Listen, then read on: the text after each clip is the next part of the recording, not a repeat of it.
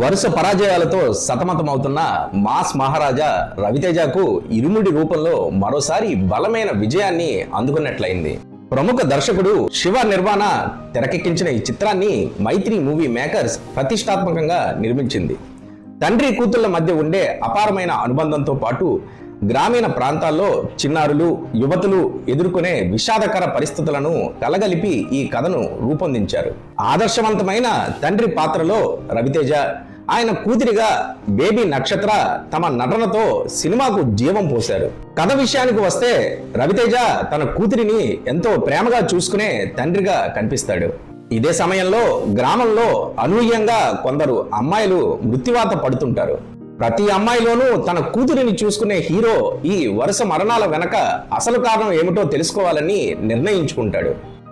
గ్రామంలోని యువతుల జీవితాలను కుదిపేసే ఆ సంఘటనల వెనుక ఉన్న నిజాన్ని అతను ఎలా బయటపెట్టాడు, తన కూతురిని కాపాడుకోవడానికి ఎలాంటి పోరాటం చేశాడు అనేదే ఈ సినిమా ప్రధాన కథాంశం.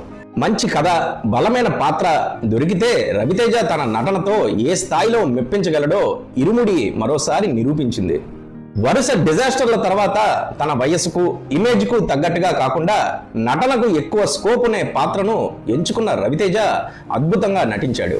ముఖ్యంగా ఎక్కడా ఓవర్ చేయకుండా ఎంతో కంట్రోల్తో చేసిన ఆయన పర్ఫార్మెన్స్ సినిమాకు ప్రధాన ఆకర్షణగా నిలిచింది.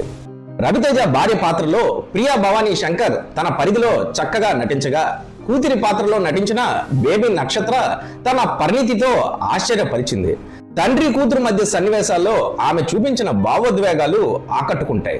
సాయి కుమార్ కూడా తనకు ఇచ్చిన పాత్రను సమర్థవంతంగా పోషించారు.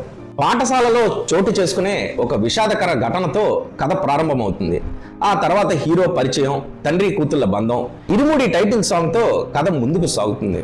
తండ్రి తన కూతురిపై చూపించే ప్రేమను, అయ్యప్పమాల ఆధ్యాత్మిక నేపథ్యాన్ని దర్శకుడు శివ నిర్వాణ చక్కగా తెరపై ఆవిష్కరించారు. అయితే ఇంటర్వెల్ కు ముందు, ఇంటర్వెల్ సమయంలో రావాల్సిన స్థాయిలో కథనం తీవ్రత కనిపించకపోవడంతో ఫస్ట్ హాఫ్ లో కొంత నెమ్మదితనం అనిపిస్తుంది.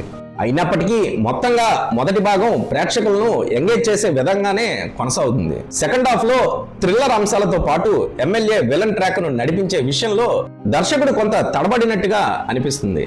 ముఖ్యంగా సస్పెన్స్ ను ఎక్కువసేపు కొనసాగించకుండా కొన్ని విషయాలను ముందుగానే రివీల్ చేయడం వల్ల థ్రిల్లర్ ను ఆస్వాదించాలనుకునే ప్రేక్షకుల్లో కొంత నిరాశ కలిగే అవకాశం కనిపిస్తుంది. అయితే కథలో బలంగా నాటుకున్న ఎమోషనల్ కంటెంట్ ఈ లోటును చాలా వరకు భర్తీ చేస్తుంది.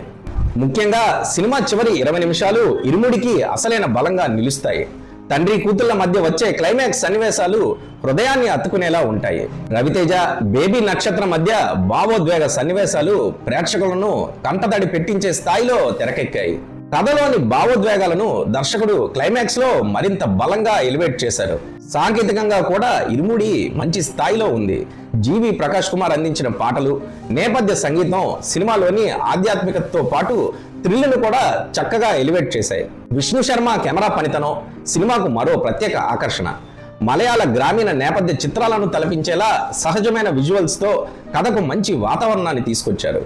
థ్రిల్లర్ అంశాల్లో అక్కడక్కడ కొంచెం ఉత్కంఠత తగ్గినప్పటికీ రవితేజ అద్భుతమైన నటన, తండ్రి కూతుళ్ల మధ్య బలమైన ఎమోషన్ కనెక్షన్, హృదయాన్ని హత్తుకునే క్లైమాక్స్ ఇరుముడిని తప్పకుండా చూడాల్సిన సినిమాగా నిలబడతాయి. ముఖ్యంగా రవితేజ అభిమానులకు, ఎమోషనల్ కథలను ఇష్టపడే ప్రేక్షకులకు ఈ సినిమా మంచి అనుభూతిని అందిస్తుంది. సూపర్ హిట్ మూవీ ఇరుముడిని మీరు కనుక చూసి ఉంటే కామెంట్స్ రూపంలో మీ అభిప్రాయాన్ని తెలియజేయండి. ఇటువంటి వీడియోలను మరిన్ని చూడాలనుకుంటే BRN న్యూస్ ని ఖచ్చితంగా సబ్స్క్రైబ్ చేయండి.